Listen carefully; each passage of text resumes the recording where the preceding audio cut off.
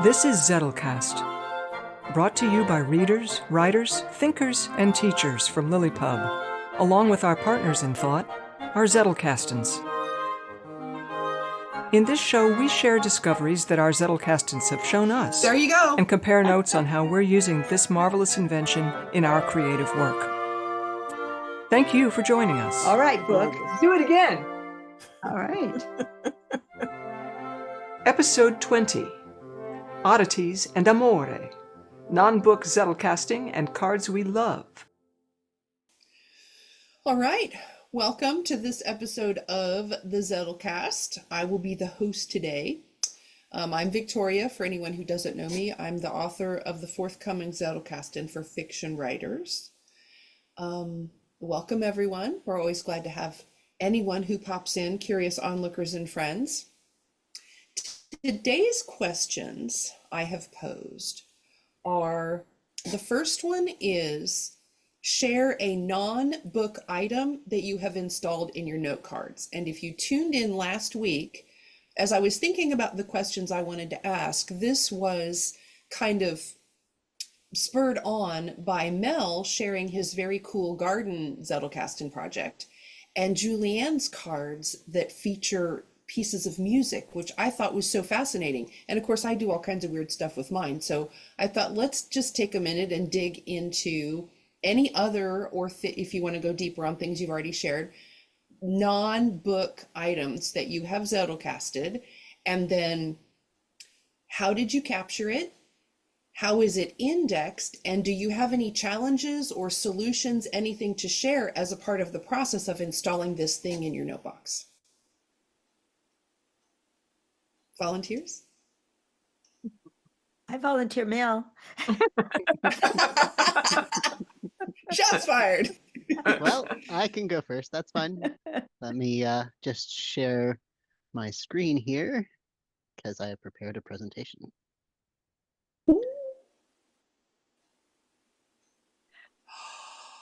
Wow. Wow. Okay. Look at So that. that is actually my garden from 2 years ago. It's a little bit jungle-like, but it did well. But I'm going to go into a little bit more depth of how exactly I Zettelkasted my garden.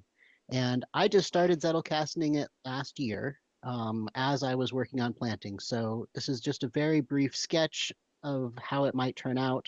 I made some cards last year. As gardeners probably know, started off really well, but when things got crazy, I stopped writing things down. But at least some things got written down. So that's a plus. That's better than nothing. So here is my structure so far. I basically have two sections. There's a section on the plant varieties, which has pictures, details, planting history. And then I have a section for maps of the garden beds because I have a small yard with multiple small beds in different locations. So I needed a way to keep track of that. I do not have pictures for all of my varieties yet, but that is, one of my goals is to eventually have pictures for everything. So let's take a look here. I just either took a picture from the seed catalog in the top example or the actual seed packet because I'd used up all the seeds in the bottom.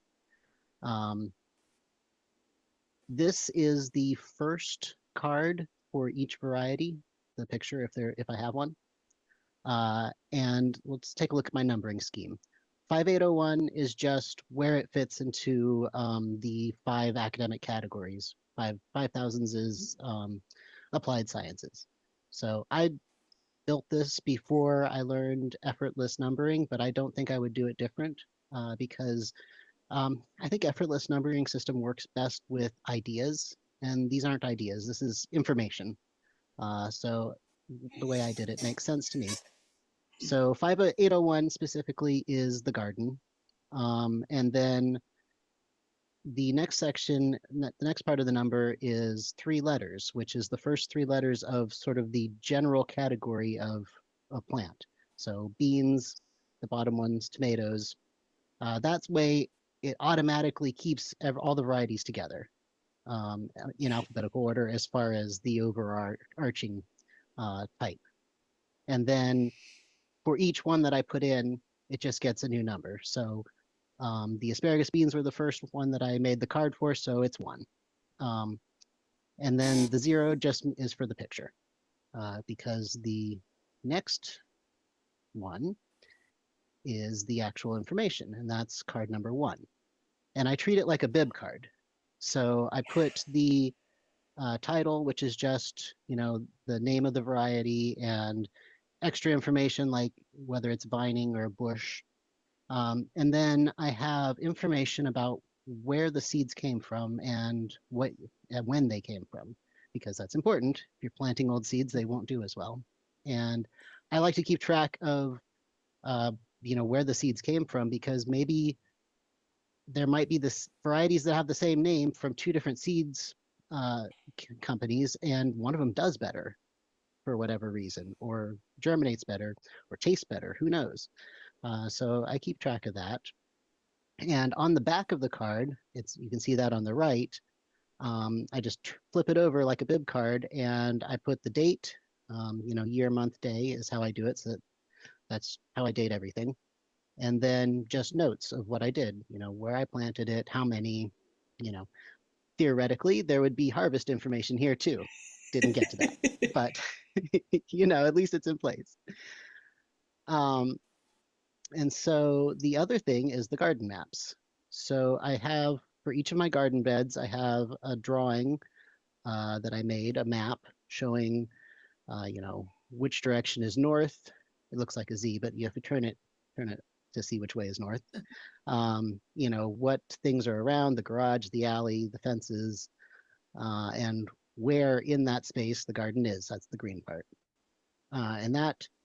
So that's 5802. That's specific number for it. And then 2 this is the second garden that I did a map for.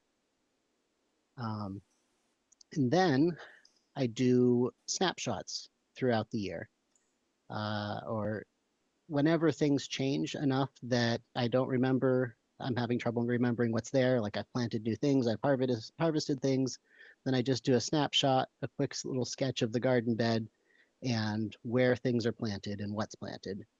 And so it's got the same number, 5802.2. That's the same as the main map. And then the last part is, again, the date. So I can see the progression of how the garden has changed and what I planted and what I've gotten out of it. This will help me keep track of what's been planted there to try and rotate, because you want to have your heavy feeders and then your light feeders alternating, and there's a lot to it. And I don't have large fields or large garden beds to be able to do that easily, so I got to keep track. So that pretty much covers what I've got so far in there. It will evolve some more, I'm sure, this year as we start to get into the growing season and I test out some different ideas. So happy to answer any questions, or we can move on. What That ideas is are you going to test awesome. out? What's that? Yeah. Yeah, what ideas are you going to test out? Well, I definitely want to have some way of keeping track of my experiences with the different varieties.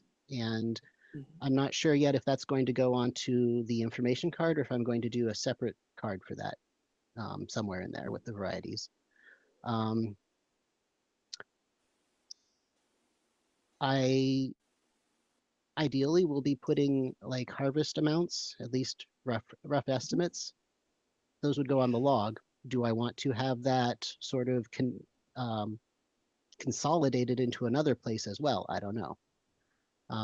But something I'm thinking about and I might play with. You asked about how it's indexed. It's not. The garden section itself is in the index, but I didn't really see any point in putting any of the information in it in the index because it's information, it's not ideas. I know where to find. If I'm thinking about gardens, I just go to the garden section. It's not going, I don't see it interacting with, some book that I'm reading. Although if it did, that would be really interesting and I'd have to figure out how to handle that. So I wouldn't go to A to find asparagus bean. I would just go to the garden section and then find. Hmm. I love it that you're planning stuff I've never heard of. That's awesome. Like I'm taking notes on new stuff to find. Asparagus beans are wonderful. They are Yeah. huge. They're like, like 2 to 3 feet long sometimes, and they taste. They just have a nice nutty flavor, and they're tender. They're delicious. Do you Ooh. just dice them up? What do you do with them? Just lightly steam them usually, or saute them. Treat them like green beans. They're just really long green beans. Okay. And these ones are I red. am There are so green ones trying. too. Uh-huh. Oh, wow. Awesome. Fascinating. That was awesome. That was so worth it.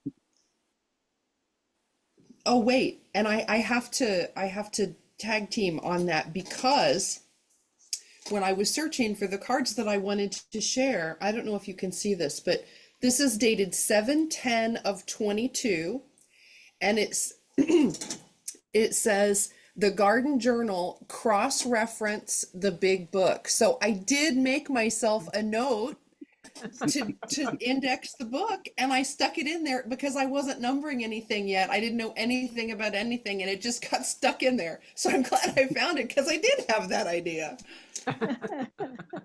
Still haven't done it, but I did have the idea. So that was fun to find. Mhm. Absolutely.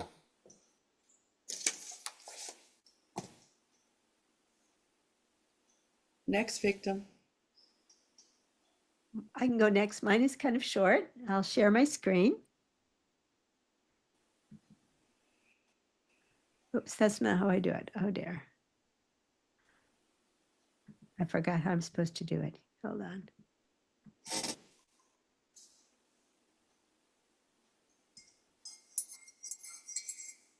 Okay, I forgot how to share it with You this should one. Other than find you just, should find a share button right in the center bottom of your I've screen. got the share button, but the question is, what do I do after I, Then you select what it is that you want to share. It should be showing you a bunch of like your monitor, and am I down facing camera?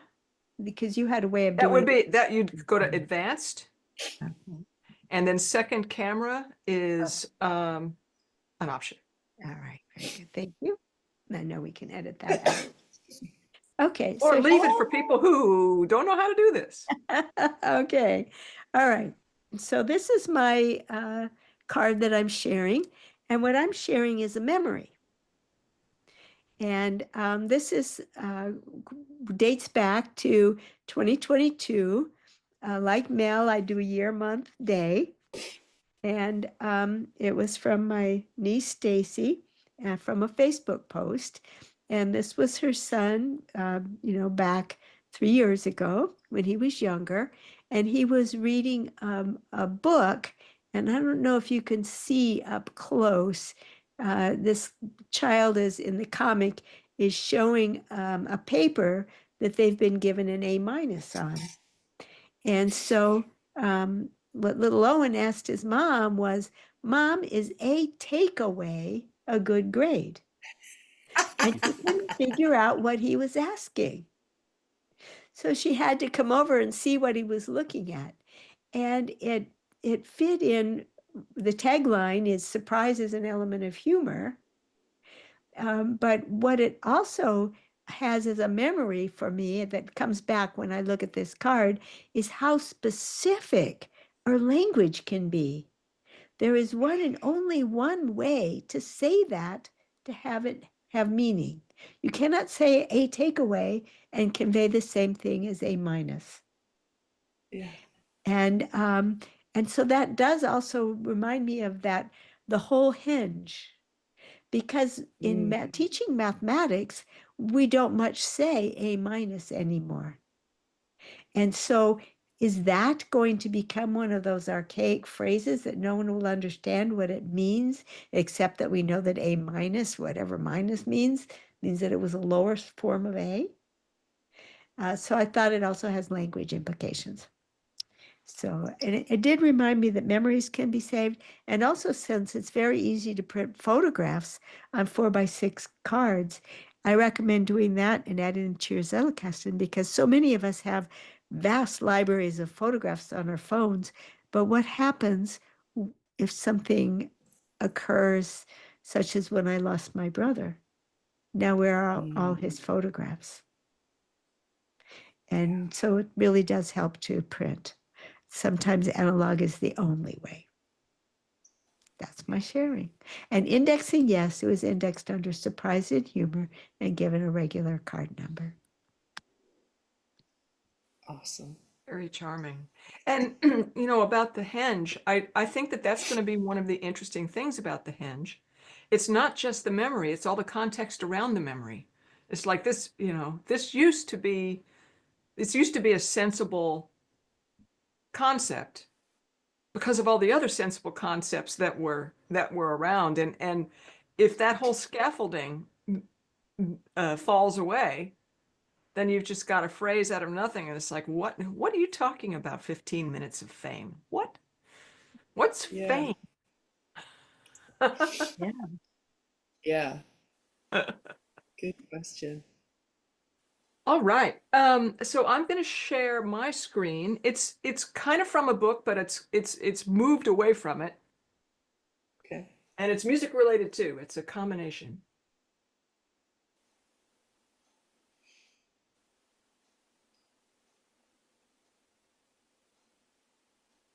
So, in the book Harmonic Experience, which it's like a drinking game with Julianne, is she talking about the book Harmonic Experience, or is she talking about the book The Timeless Way? Has she read anything else? Yes. But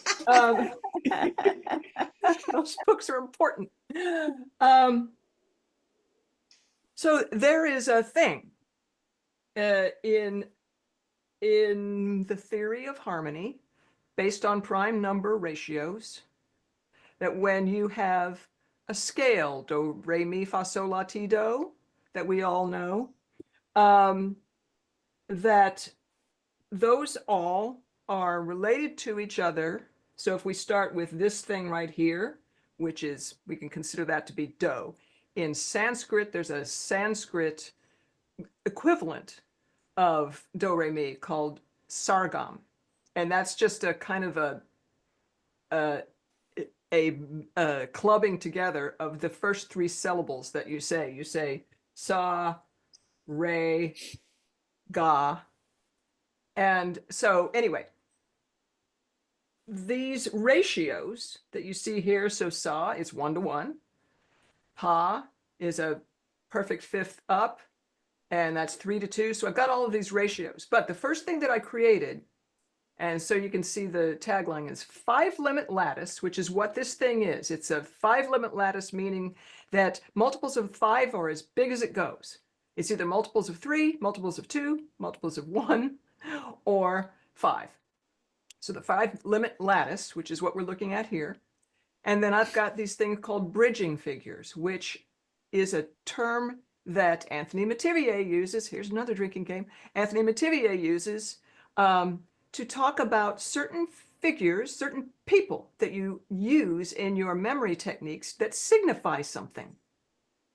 And so there are certain characters that anytime that he looks at Abe, for Abe Lincoln, he knows that he always uses Abe as a signifier for something, right?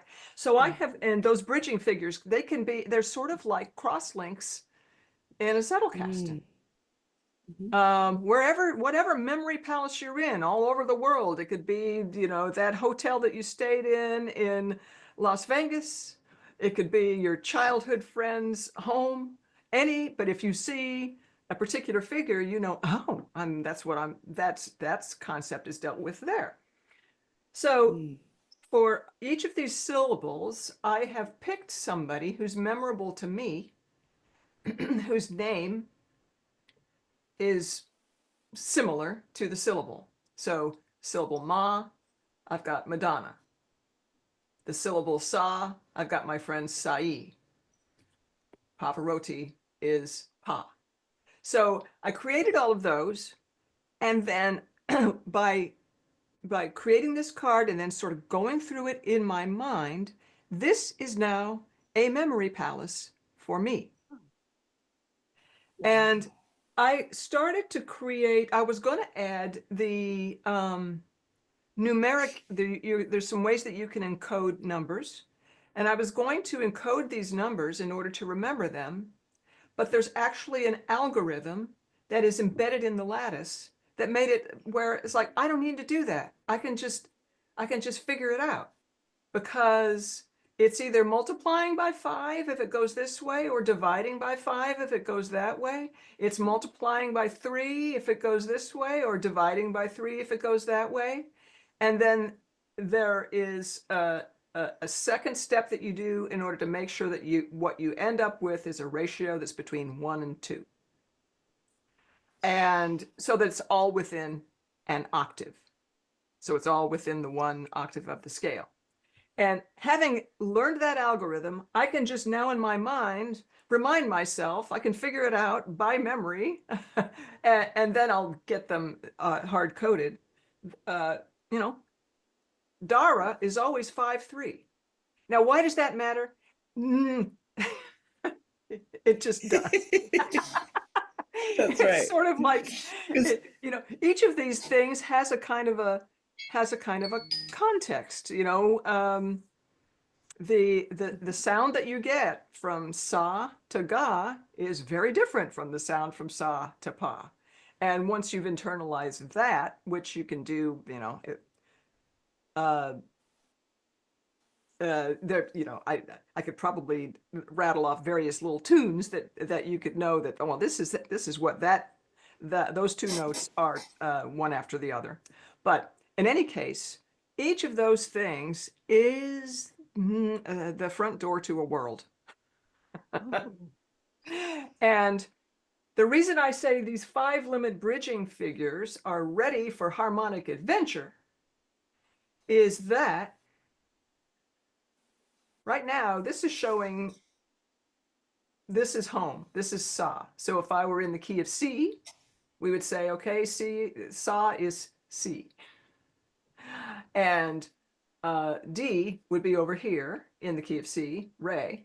But we could manipulate things, and people do it all the time in music, where suddenly we're in the key of D. And now what re was is now sa. And so these characters meld into each other, and that's why I say they're ready for adventure, because they kind of, they're like a troupe of actors that switch roles. Oh, okay. So it's from a book, but it's being transformed through the way that I'm interacting with it here. Yeah, that is fascinating. So My why brain is just it, kind of went goofy. why is it you say that each one is a door to a wider world? It's because of the role that the note plays when you've got, so it's like what you were saying about A minus or A takeaway. The context of what feels like home when you are singing a song, where you know that there are certain notes that well, that's home. And then there are other notes where and not just individual notes, but the chords that are from the key, they all kind of conspire to have you have a feeling of moving away from, moving back toward.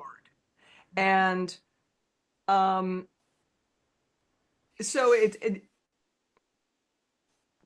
in themselves, just sort of dropped with no context, it wouldn't necessarily feel like a world. But because you are traversing from one of these little areas where, you know, the capital of the city is is C, the note C, and then if you move away, and if you move far away, you're suddenly in a different land. You're in a different land because of where you started. So all of those different contexts create a kind of a meta context. Yeah. So if you listen to a symphony, you'll find that, you know, it'll be Beethoven's Symphony in C minor that everybody knows, dun, dun, dun, dun, dun, that not every movement is in the key of C, but it's in certain other keys that are part of the world of C minor. In other words, part of the note selection, because in any given key, there are certain notes that you have to single them out if you're playing them because they just don't naturally belong. Right, right. And so using this kind of thing allows you, well, let's pretend that we were in this other key where it does belong. How can we create that little bridge? Which is what composers can do. Fascinating. That's awesome. It's absolutely fascinating. I just love the variety of ways that we find to engage with the note box. It really is endless, and it's bi-directional and layered. It's just, and even though you bring so much of yourself to it, so many other things come out of it. Just like what you're saying, taking something that you had read about and learned and transforming it in such a way that now it becomes something else that you can interact with. I just think that's amazing. I love it. So for mine, I had to go, I have a lot of weird things in there, but I think the thing that has been certainly the most useful as a tool for me is when I created the plot box, because it was so, there's lots of different pieces to it, and all the pieces can be moved around, and then you're adding additional things to it for the purpose of sequencing. So sometimes it doubles back on itself and sometimes it's linear, but for anyone who doesn't know what it is, when I was trying to figure out how to put my own novel together in the early stages, I needed a very robust tool that would allow me to move my pieces around and see everything in one space. So I knew I wanted to do that somehow in my Zettelkasten, but I had no idea how to get that done.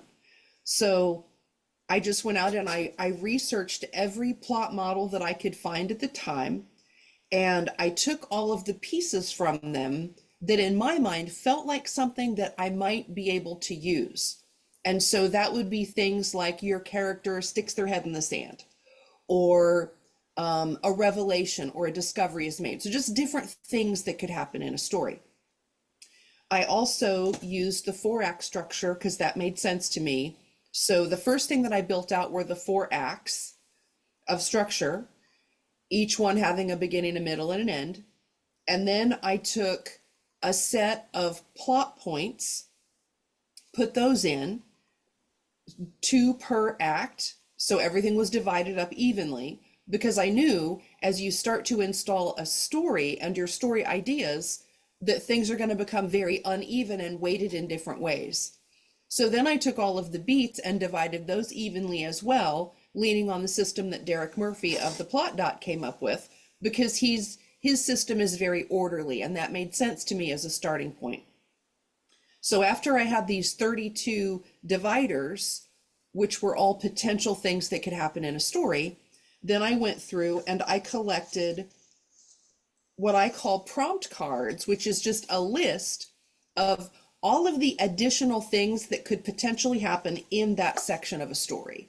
So what I ended up with by the time I was done is something that encapsulates an entire novel from beginning to end and allows you to sequence it. Now, the thing that turned out to be kind of cool about it is, as I'm working on Zettelkasten for readers, which will be my masterclass that I release after my book for writers, a reader can use the plot box as a tool to Zettelkasten anything that they're reading. And in that way, it allows you to interact with the story in a very different way, because you can say, okay, this thing happens and I'm going to put that in here, but wouldn't it be interesting if maybe this thing happened over here instead? I mean, you can literally start to move a story around and make it your own. So I'm thinking of it becomes a tool, an additional tool for writers that grows out of things that you're reading, because it allows you to take a story apart and play with it in such a way that you can, you can mirror your own writing off of that. So I would have to say that's the weirdest thing that I have Zettelcasted, because breaking stories apart was writing stories was my intention. But the upshot of it was I came out on the other side and went, wait a minute, you can use this to break stories apart and rebuild your own from the bones. And that was just super exciting. So it's like a limitless little world in a box. So that's the plot box. And it does live in a permanent place in my Zettelcast, and it's just encapsulated so it doesn't go all willy-nilly. I have a question about that, Victoria.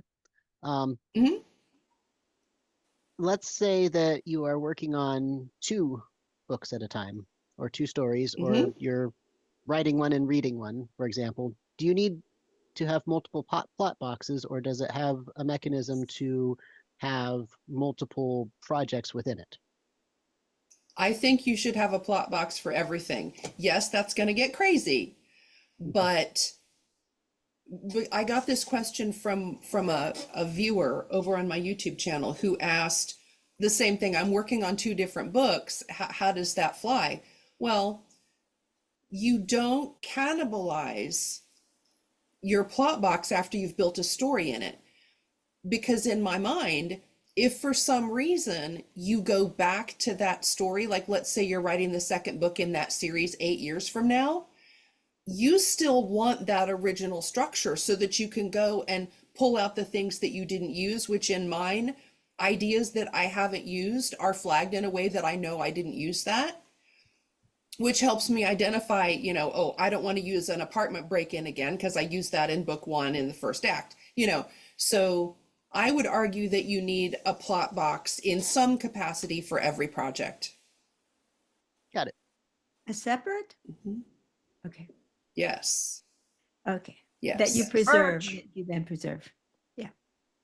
Yeah, I think it has to stay intact after the project is finished. That way you can always go back to it. Yeah. Even, I think there's a lot of reasons that I would argue for that. And actually, spoiler alert, I should include that explanation in the Zettelkasten part of the book, because I don't know that I addressed that. Fully giving you credit for that. Thank you, Mel. Yeah, plot boxes in multiple, have many. But you could do abbreviated versions. Like maybe you don't need, all 8 plot points and all 32 plot beats and the 112 or so additional prompts. Maybe you don't need all of that. Maybe you just need 3 acts, beginning, middle, and end, and you're just slipping in the cards that you're using, and that's going to suffice. So I wouldn't say that it needs to be completely fleshed out for every project, because it's going to change. My mother would have loved this. She wasn't a writer, but she consumed a lot of entertaining things. And what in the last years of her life, this was when a lot of different kind of reality TV shows came up. And so she was a real fan of the adventurous ones, where people need to team up and they have to go do something hard. Or also like Top Chef or whatever. And she would keep a spreadsheet of key points that had happened week by week, so that she was tying it all together. One spreadsheet for each show. And she was very proud of it. How cool. Yeah, this would have been great. She also, because she lives in I'm from a small town that she lived in. And so she was very concerned about not wearing the same clothes to events that all the same people all saw. So she had a spreadsheet about that. I wore this outfit. These were the people who were there. That's awesome. Now I don't have that kind of log, but I do have a logbook which is called a lookbook that, okay, it always starts with this pair of pants, and I would detail out, okay, this goes best with these two things, this didn't work. I tracked my wardrobe. Well, I mean, in the industry I had to, because you had to, you had a bag that had to have certain things in it every place you went. But yeah, I tracked my wardrobe forever. And what's funny is as we travel now, I have a packing list for every trip that we've ever taken in that logbook. So I can look back and go, okay, the last time we went to the rodeo in Guthrie, Oklahoma, what did I take with me? Because, it's a weird, it's outside of a normal place that I would go, being in a rodeo arena. Like, what the hell do you wear to that? So, do you wear flat shoes? Do you not wear flat shoes? Like, I didn't know. So I figured a lot of that out. Packing lists are key. Yeah, I should totally install that. Yes. yeah, New project. I can keep my wardrobe list on a postage stamp. There you go. Okay, second question. Since this is the month of Valentine's Day, share a card or cards that you absolutely love. It could be because you love the topic, you love the depth of exploration that the cards gave you, or maybe you just like the way they looked after you got finished with them. Whatever your reason, share something that you love from your Zettelkasten.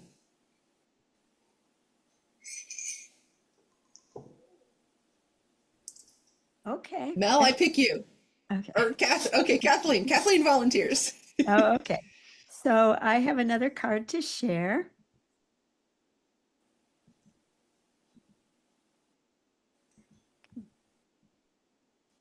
All right. Now this card, it's a second card, but it came about in a real strange way, and it just blossomed in the very early days of my Zettelkasten. And this goes back, like the other one, goes back to 1922, when my Zettelkasten was just an infant.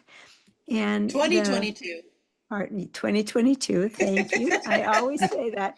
Having been born in That's why she's so good. 1947, I've got 19 on the brain and forever will have it. So, okay, 2022, October 24th. And this quote comes from an issue of the Magnolia Journal, also from 1922. 2022. And it was very strange the way the card came about, because it came about in 2 days. The first day, I just had a feeling to add a border to a card, and I didn't know why I was doing it, but I just added a border to a blank card. And then the next day, I stumbled upon this quote in an article from the Magnolia Journal, and it was like, oh, that's why I created a border. It was for this quote. So I just love the way that it kind of assembled itself. And I also love the sentiment, because it really sparks this whole push to open up the more visual, the more creative side of my personality, which normally goes ignored and like, who needs that? And it just reminds me to start noticing things, and to take the time to notice what's in my world, and notice what is a thing of beauty, and to trust serendipity, that you could prepare yourself to notice and it would assist in noticing. So that's a card I love. And that's I love kind of a that. magnolia blossom. Oh, It resembles one, doesn't it? Kind of. yeah. They're a little all more of them. pear-shaped, but yeah. Yeah. Yeah. Now I gotta figure out again how to stop sharing this screen. There's a little thing at the top that you might be able to click the X on. There we go.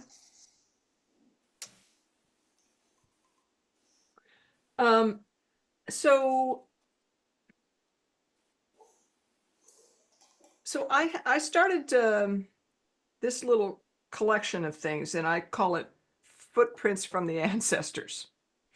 So there's a beautiful Zen artwork, and it's kind of been added to over centuries. It's called the 10 ox herding pictures. Started out as wood blocks that it's 10 pictures that in pictorial form, very abstractly and poetically point to the journey of spiritual awakening.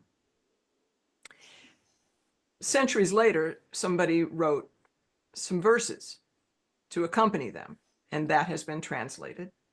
And the word footprints is used several times in these verses.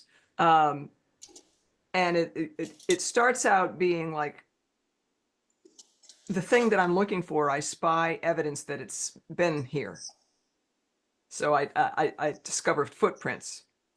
And later on, after the person has gone through quite a lot, he said, "Oh, these are the footprints of the ancestors." So that little phrase, I cherish the deep meaning of it, but I also just look for things in the world that I feel like they have an unusual resonance to them.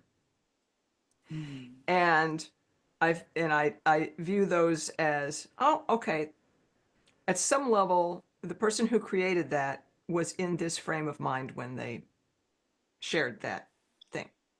So the number one, so I have this little just examples of works of art, literature, poetry, music, etc., that I feel are pointing to this same thing. And the very first one is the song "Let It Be." So I have a whole bunch of them. The Book of Genesis is another.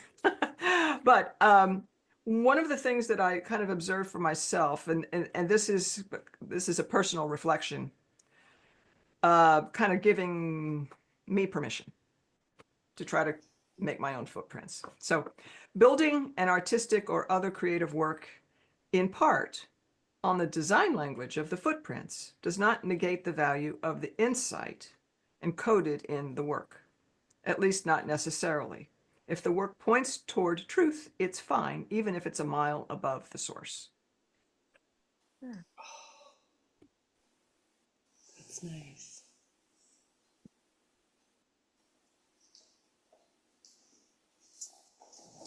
Dang, we got some good stuff this time. Well, for my card that I love, I love a lot of cards, but this one is really special. We talked about it several weeks ago when I brought up the Lumen quote that a lot of us had as sort of a first card because that's what Scott Shepper had as the example card in his guide for setting up a Zettelkasten. And it wasn't my actual first card because I had a sort of a proto Zettelkasten before that, but it was the first one in using Scott's system. So I'm going to go ahead and read that card again, and then I'm going to say why I love it so much. This is from Nicholas Lumen. He says, one of the most basic presuppositions of communication is that the partners can mutually surprise each other. Only in this way can information be produced in the respective other. Information is an intrasystematic event. It results when one compares one message or entry with regard to other possibilities.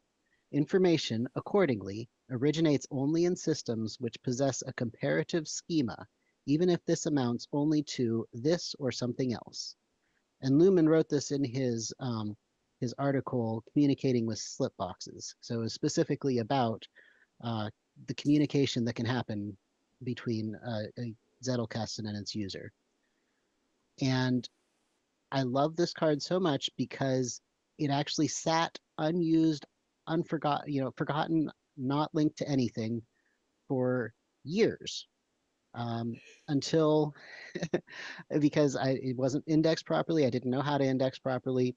It just sat there until just a couple months ago when I made a connection to it with the medieval logic system of Ramon Lull, where I realized that his system is a comparative schema, just like Lumen was talking about, and therefore it is also capable of communicating. And this was the first time that I had made such a good connection in the Zettelkasten. I mean, I've made connections that were not quite so interesting before. I mean, like, oh yes, of course, there's a connection between these two things. This one was just like blew my mind. It was such a good Yeah. connection, and so that's why I love it so much, because it was just appropriate, so appropriate that the first time of my Zettelkasten really communicating something surprising to me was this card talking about how that Yeah. happens. How perfect. How perfect. Yes. I had a similar thing with that card, but from it connected. It was the third card I added to my Zettelkasten, and it connected the other two cards, so that I suddenly had a trio of connections where previously I had none. So it was like I spoiled me from the get-go. Awesome. Big bang. Yeah. Well, that's a perfect lead into what I chose. So I think everybody knows that the whole reason I went down the Zettelkasten rabbit hole is because I was trying to finish writing a novel that had sat stale for 20 some years, and I could not get it done. Couldn't even find my way back into it. And it was so frustrating because, when you get in that state, you just keep telling yourself, I know I'm smarter than this. I know I can figure this out.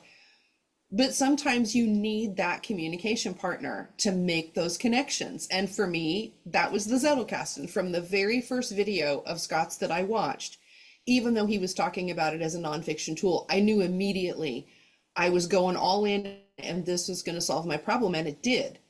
So for me, the one that I chose is this. It's a little 3x5 card, 7141.5. And it actually has another note that's been ripped off and washi taped onto it. It's like, this is the original Franken card. And what it is the main basis that holds my entire story together is the Voynich manuscript, which is an unreadable manuscript from the 1400s. And this is what I created when I went through and I cataloged the missing pages. So there are about 20 pages that are missing out of the manuscript. And I didn't know why that was important. I didn't even know if it would be. I just stuck it on there and filed it. And then much later, like a year later, I'm in the note box rooting around like you do, and I came across some research that I had done on Noah and how after the flood, when Noah arrived, in what I like to refer to as the New World, the Archangel Raphael gave Noah's son a book on how to heal God's children, how to heal men. And that's how Noah's son learned medicine. And some say that was the origin of modern medicine.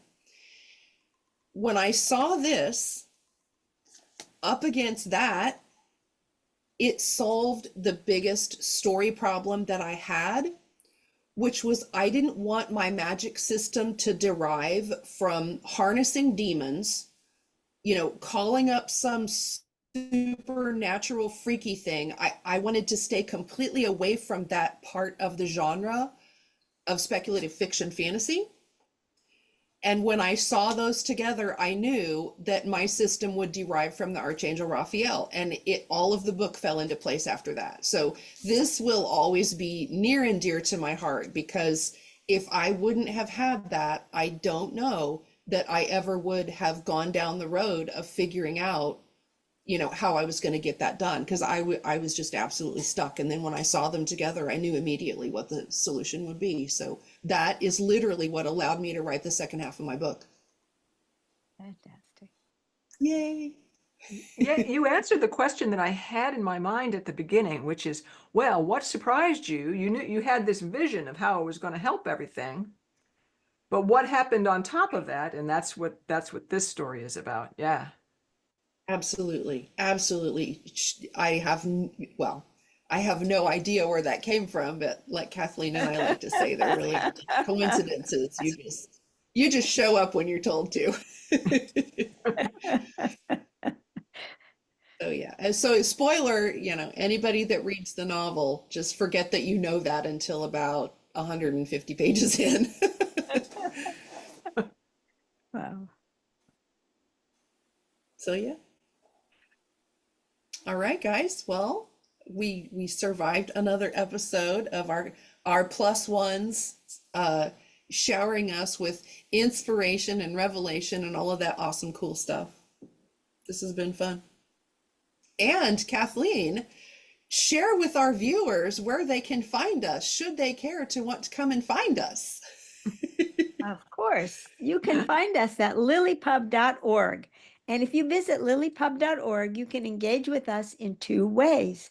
One, you can subscribe to our Roanoke project just for notifications and just join our mailing list, and you'll get a directory where you can see our progress as we go. Or if you'd like to be a little bit more involved and chat with us on our projects, come join lilypub.org and join the Roanoke community where you can have a voice in our Zettelkasten project. Excellent. Well, as they say, that's all, folks. Thank you so much for joining. Thank you. But I never do the exercises. I always just read them and think about it. Okay. Well, I have Wait, now, is that okay for your readers of your book? Ooh. No, do as I say, not as I do. Well, I broke one 'Cause of you my. can't- Okay. Yeah. Sorry. I was going to Okay. say, you can't just think about a Zettelkasten. You have to do it. If you just think about it, you're going to tie yourself in knots. You find out it's not nearly as complicated as you thought when you get going. Yes. That's what I hope. There are a lot of things like that, actually. Isn't that So true? true. Almost everything is easier once you try. Yeah. Because when you Yep. try, you can't do everything at once. So you have to pick Right. what piece of it you're going to try. And already that simplifies it enormously. Yeah. And if you can't do it, you find out why you can't do it. What piece of information are you missing, or what have you not thought through? So again, you're making progress. You just solve the writer's process problem in 50 words or less.